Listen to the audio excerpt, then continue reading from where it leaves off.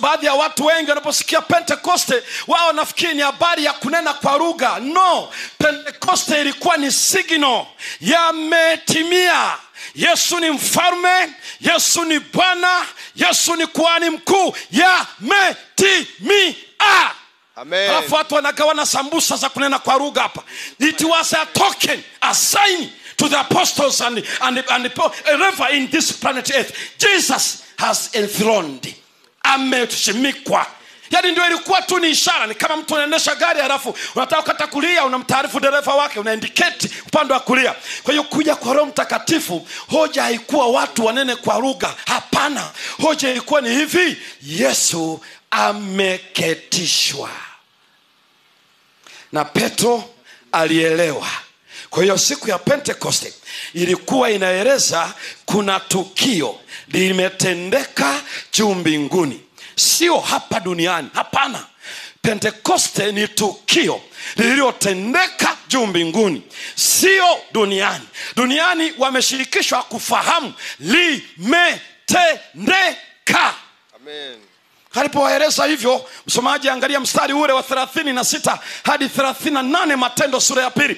Angalia Petro anaendelea na hotuba yake na uangalie walivyo respondi, wale walivyoitikia. Hebu soma pale. Nayo inasema, basi nyumba yote ya Israeli, nyumba yote ya Israeli, na wajue yakini ya kwamba, wajue ukweli huu, Mungu amemfanya Yesu huyo mlimsulubisha kuwa Bwana, mlimuua yeye sasa ni Bwana na Kristo na ni Masihi.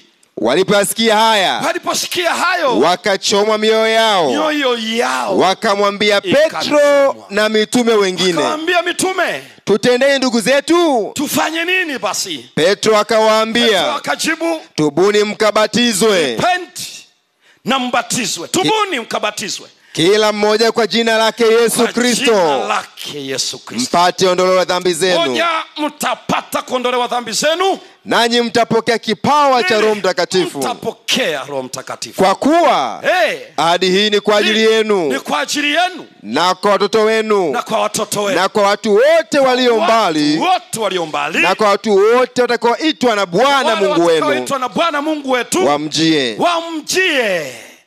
Yani kilichochoma mioyo ya wale watu ni kusikia huyu Mnazareti waliokuwa wanamtania namna ile, huyu waliosikia ni mwana seremala kwa dhiaka zao, huyu waliyemfanya duni pale Pretoria, duni kwa yule Herode, huyu mliyemuua, huyo sio wa kawaida. Yani tunaposema namna hii, Petro anasema ni mfalme wa wafalme, ni Bwana wa mabwana, na ameketi pale. Waliposikia mioyo ikatobolewa.